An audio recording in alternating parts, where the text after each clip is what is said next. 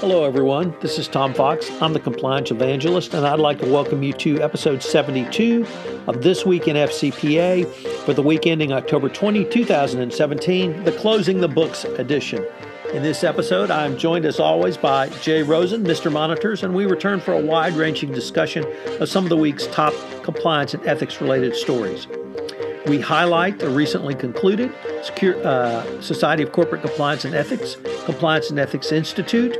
We preview the Everything Compliance podcast, which was done at SCCE 2017 CEI. We take a look at Mike Volkov's one-week exploration of ISO 37001 and highlight that. Also, Henry Cutter's report on the standard slow acceptance by corporate America in the Wall Street Journal Risk and Compliance Report. We talk about an article by Ben DiPietro in the same WSJ Risk and Compliance Report about the status of board training for compliance, board oversight, and board involvement in compliance. We take a look at the bribery charges brought by Italian prosecutors against Shell and former executives for its alleged bribery in Nigeria. We consider the new revenue recognition rules, which are going to come into effect in December with Tammy Whitehouse's report in Compliance Week. Jay talks about the continued chaos in the Trump administration and takes a look at a Matt Kelly piece on additional ethical considerations from the termination of former HHS Secretary Tom Price in radical compliance. As we record this on Friday, October 20, the Astros are coming back to Houston down 3-2 to the Yankees. We ask, will they overcome? We discuss the current podcast series, a 1 month to a more effective compliance program, where in October I am considering business ventures. This past week I took a deep dive into joint ventures under the FCPA. This month's sponsor is the Volkov Law Group. It's available on the FCPA Compliance Report, iTunes, Libsyn, YouTube, and JD Supra. We highlight the Everything Compliance podcast, which we did at the 2017 Compliance and Ethics Institute, where we have special guest Roy Snell sitting in for Mike Volkov. We conclude with Eric Feldman, Senior Vice President for Affiliated Monitors. He's coming to Houston on November 2nd to speak at the Greater Houston Business and Ethics Roundtable. If you're in Houston on that date, I would urge you to join us. Of course, there's registration and detail information on the show notes. And Jay previews his Rosen Weekend Report. This is Tom Fox. I'm the Compliance Evangelist. This Week in FCPA is a part of the Compliance Podcast Network. Hello, everyone. Tom Fox back for another episode of This Week in FCPA, episode 72 for the week ending October 20, 2017, the Closing the Books on SCCE 2017 CEI edition. As always, I'm joined by Jay Rosen, Mr. Monitors, and we are both back in our respective homesteads. So, Jay, it is coolish and raining here in Houston. What's it like in sunny California? It's overcast and 80, so it's a nice day to be back on the radio. It seems like we've, actually are on the net. It seems like we've done this almost every day since last Sunday. Indeed. So we had a couple of great podcasts live from SCCE. We put them up on Facebook, and they were this week in FCPA. We were joined by Louis Sapperman, the Chief Compliance Officer at Dun & Bradstreet. We posted that. We did an Everything Compliance recording, also live on Facebook, where we had Roy Snell, President of SCCE, sitting in for Mike Volkov, who is currently on assignment. And that will go up in the next week or so. And here we are back with regularly scheduled This Week in FCPA on our Friday date with a fair amount of ethics and compliance stories for the past week while we were conferencing with 1,800 of our closest, most personal, intimate compliance and ethics friends. So maybe we can just jump right into it. Sounds like a plan. Let's do it. So Mike Volkov, while on assignment, has actually posted a very interesting series on ISO 37001. And you, I think, had some thoughts on that, Jay. Yeah, I mean, this is there's been a very interesting debate that's been going on, I would say, for most of the last year I think you had a little interview with Christy Grant Hart talking about it. And, the two sides of the coin on ISO 37001 is that, number one, it's an international standard that, any company can apply for. There are certain folks who are actually giving the credential out in Europe and some folks here in the U.S., but the question is what new does ISO 37001 bring to the game? So in Mike's series, part 5 came out this morning. I didn't get a chance to get into it, but in the 4 parts, he takes a look at the good, the bad, and the ugly. What is good about it? What isn't? Talks about how top management and anti-bribery compliance responsibilities affect the corporation. And finally, he takes a look at risks assessments, employees, and due diligence requirements. And I think, where Mike seems to be coming down is that there is some good to be had by having the certification. In the past, we've noted that certain people who have gotten the certification, like the Italian oil company ENI, very shortly after was charged. Companies such as Walmart are looking to get the certification, but they haven't found the right group to do it. And what my takeaway from Mike's piece, and I'd be interested to see if you feel the same thing, is that there really is not a lot of financial guidance on how ISO will affect and protect compliance controls in your company. And I think right now that seems to be one limitation. The other limitation seems to be that the SEC and the DOJ have not come out one way or the other to say how much credit you're going to get from bringing on an ISO 37001 program. So I think those are the highlights, but Mike, as always, takes a very even hand, looks at the situation. He's got a lot of knowledge to share. So if you have a chance to go back in and find this series, we will attach to it on the show notes. But Tom, how about your thoughts? So I just want to echo your last point, Jay, that it's a really thorough, comprehensive look at it. Mike does talk about the good and the bad. It's a very even-handed and balanced approach that he always takes with his blog posts. So it's something that certainly the compliance practitioner is not being lectured to. He's actually being given the information that can make the decision for themselves, which is really what you want from this type of commentary. There are some good points. There are the focus on employee due diligence, I think, is something that is lacking, has been lacking from a compliance perspective. Mike does note deficiency in the area of internal controls. They don't really tie financial controls to your compliance program going forward. But the bigger question that you really ended with, Jay, is what's going to be the regulator's view of this.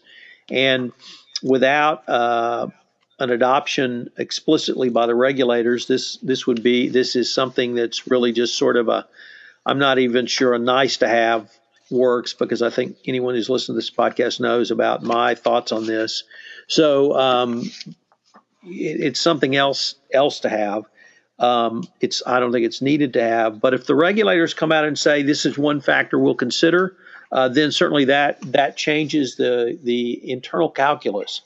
The question I have about ISO 37001 is probably the same one the regulators have. Is there's no way to determine whether they're actually doing what I would say is doing compliance, what the Department of Justice would say is operationalizing compliance. So part of that, though, is because it's a standard that just came into the fore. We're having the very first rounds, literally, of companies going through the certification process. So there's no benchmark or no standard to benchmark against in terms of the operationalization of a compliance program under 37001. You're going to only start that process when you do your second or third or fourth certifications. And frankly, by the time we get to second, third, or fourth certifications, we may be in a different place in compliance in terms of what's expected. So I don't want to sound too negative or too dismissive of this, but unless the regulators really say this is something that companies can use, it'll just be a nice to have or at least an extra thing to have, in my opinion. So along in the same vein of the certification, there's a couple articles from the Wall Street Journal we're going to link to. One is by Henry Cutter, and the title is ISO's Anti-Bribery Standard Gets Slow Adoption. And the other one is from the Morning Risk Report from our good friend Ben DiPietro, and it's entitled Compliance Clamors for More Board Training. What are your insights into those two articles, Tom? Well, first of all, let us welcome Henry Cutter to the Risk and Compliance Journal. He's new to the team and has been brought on board to supplement their team. So with Ben and Sam, so we'll probably be seeing more bylines from Henry moving forward.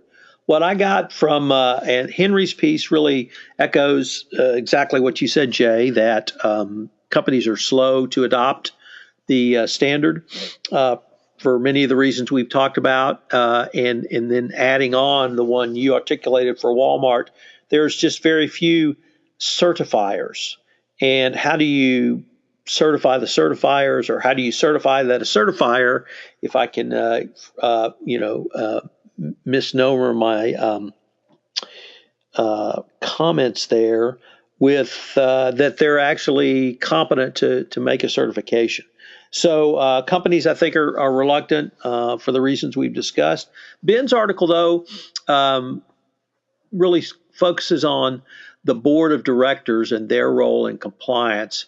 And it's, I think, an important topic. It's one I've written about. I really started a podcast around the role of the board in risk management because I see a lack of board involvement in the overall management of risk, the utilization of a risk management strategy, the utilization of strategic risk as a part of a company's actual business portfolio. And compliance certainly slots right into that. And every scandal we have seen, and you can name the scandal from whatever year you want to, the question is, where was the board? And sometimes the board was not present. Sometimes the board had their head in the sand. Sometimes the board was actively or at least knew what was going on. And in the case of Weinstein, I think you can only say the board was a participant because they approved all of the sexual harassment settlements that the company paid out on behalf of Harvey Weinstein. So we've got really a multitude of failures at the board level, and boards need to really understand not only their role, but they need to actually move forward and take that role, take up that mantle. They need to have a compliance professional, a true compliance subject matter expert at the board. There needs to be some part of the board dedicated to compliance and ethics, whether it's called risk management, whether it's called compliance. If it's in the audit committee really focuses on the financials, and I would advocate that there needs to be a separate compliance committee. So Ben's piece really speaks to kind of where we are, the state of it. It largely says that there are many challenges remain for both compliance professionals trying to engage the board and for boards trying to engage in compliance. So hopefully between the podcasts I put out, the discussions we have, the conferences, certainly Erica Salmon-Byrne is quoted in Ben's piece, and she is a recognized subject matter expert over at Ethisphere, that we can get global companies to put compliance expertise on the board and then have actual substantive oversight. So I really advocate that the boards need to be more involved. And really, Jay, you named the scandal, and the question we posed several times over the past few months was, where was the board? So there are some less than sanguine statistics here. It's saying that they offer training. 71% of the companies offer it once a year, 16% more frequently, and 13% less frequently. So I think that also argues for the fact that it needs to be more than a once a year discussion. It needs to be constant training. It can be broken up into different facets. And the other question, I don't know, pardon me if it's addressed in this, but I think diversity is another issue that we're starting to look at, and, especially within the Weinstein situation, that there was no diversity on that board that was approving those legal payments. there's certainly that. When you bring diversity, it's more than just having a female or an African American or Hispanic or a Latina or Latino or you name the culture or you name the gender. It's what that person brings from their wealth of talent and experience. And you're absolutely right, Jay. I think if you simply had had a woman on the Weinstein board, it brings a different perspective simply because she's a woman. And that's something that boards need to work on, and challenges still remain. And hopefully that we could start to see some real changes at the board level. So, Tom, you've written a couple great recaps over the first few days of the conference, and I know we're going to hit some of this when we do the Everything Compliance podcast with Roy. But is there anything you'd like to highlight on your blog posts from the conference this year? So I think you and I, but maybe it was Roy and I, really agreed. Maybe all of us agreed that the highlight was the presentation of awards to the two Bosnian compliance professionals and the compliance professional and the lawyer who developed the entire whistleblowing law and hotline law and compliance law in Bosnia. Their acceptance speech, they both gave acceptance speeches that were both very moving, and really a lot of people were brought to tears. It was so powerful. So that was probably the highlight for me. But as always, putting myself around 1,800 compliance professionals is just an absolute great way to not only meet old friends and see old friends, but exchange ideas and to talk about problems and issues and hear new ideas and new techniques. Liz Wiseman gave a keynote about, she called it, she has 4 children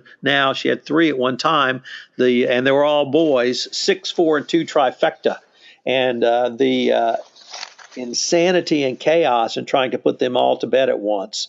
And that was worth the price of admission alone, just to hear that. I don't know how long she'd been working on that routine, but it was great.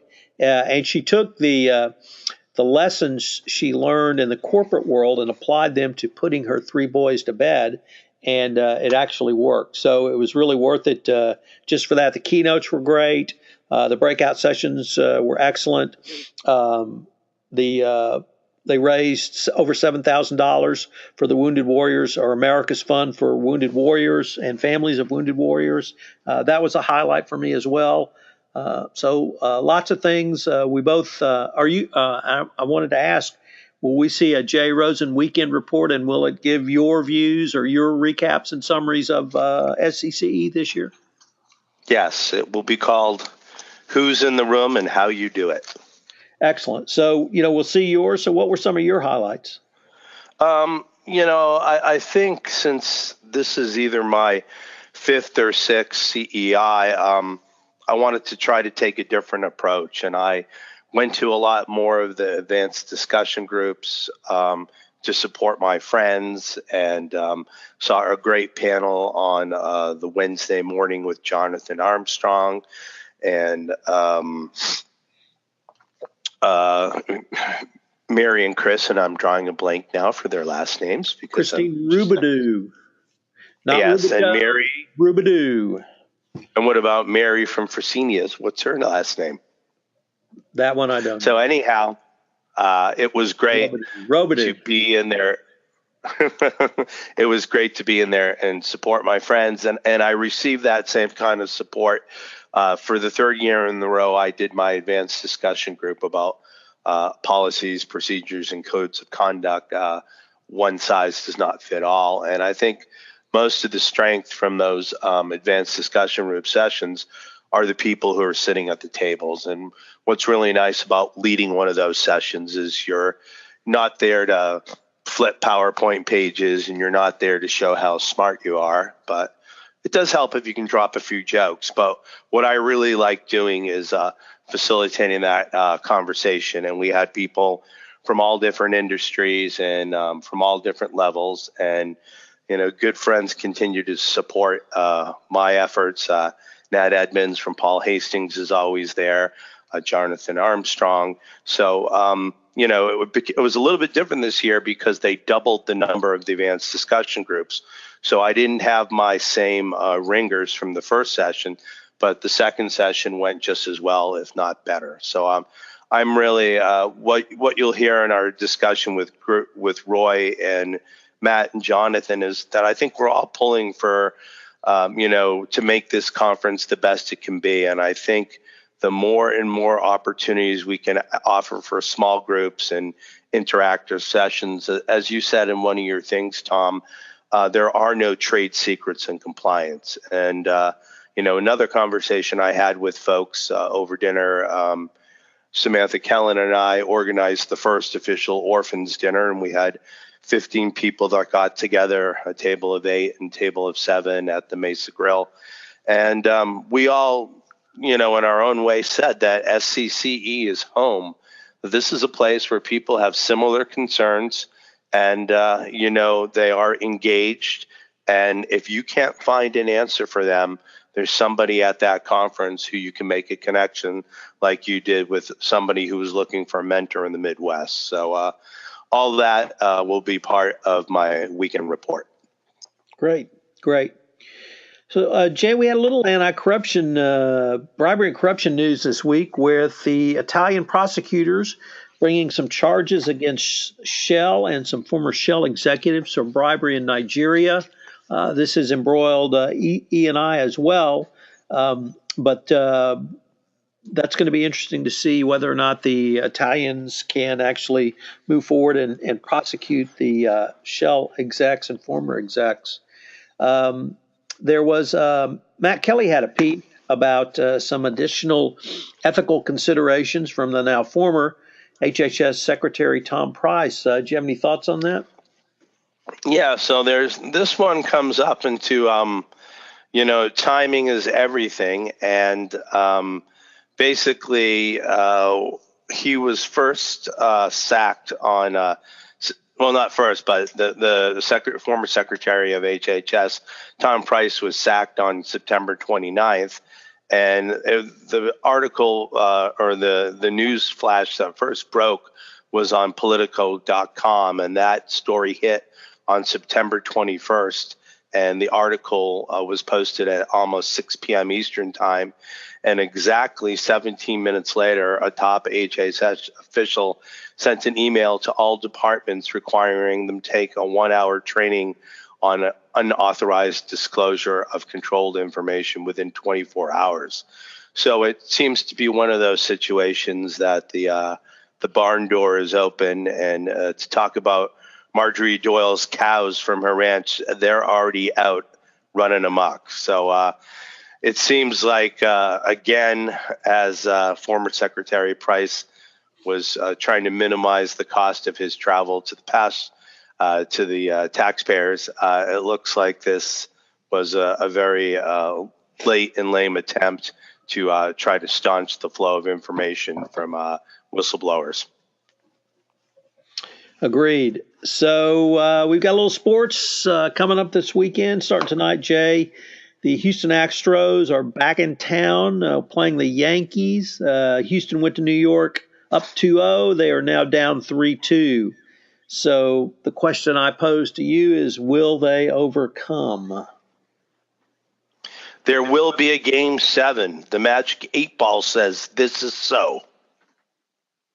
Well, we've got Justin Verlander on the mound tonight, but that presupposes the Astros will actually score some runs, which they had a very, very, very, very, very, very, very, very, very, very poor hitting series in New York. So I hope they get their head straight for tonight. So is it too early to talk Rockets? We can talk Rockets, but I'm a little focused on the Astros right now. So okay, I'm going to stick with the Astros. I just want to remind everybody out there that there's no money or pride riding on this, but there is the value of one man's word. And somebody on this podcast said, give me all your Yankee haters. Give me that hubris, and I will take it off your shoulders. And the Houston Astros will face the Los Angeles Dodgers in an AL West World Series. So I'm still holding you to that. Well, I've now extended that offer to all Cubs fans who don't have to worry about going back to the World Series. So I've got some love sent down from some of my law school buddies from Chicago. So if you're out there and you were a Cubs supporter in the playoffs, you're still a Cubs supporter, I'm sure, but you've got some extra good vibes, send them because, boy, the Astros need it. And my brain just turned on. So before we sign off, Mary Shirley, how could I forget you and your last name? It was great seeing you at the conference, and you put on a great session with Chris and Jonathan. So, Jay, two upcoming things I want to mention. The first is, as I said earlier, the Everything Compliance Gang was there for a live Facebook recording that we're going to post as a podcast, hopefully go up next week. And if you're in Houston and going to be in Houston on November 2nd, Eric Feldman, AMI Affiliated Monitor Zone, Eric Feldman's coming to Houston to speak to our local ethics group, Gerber, Greater Houston Business and Ethics Roundtable.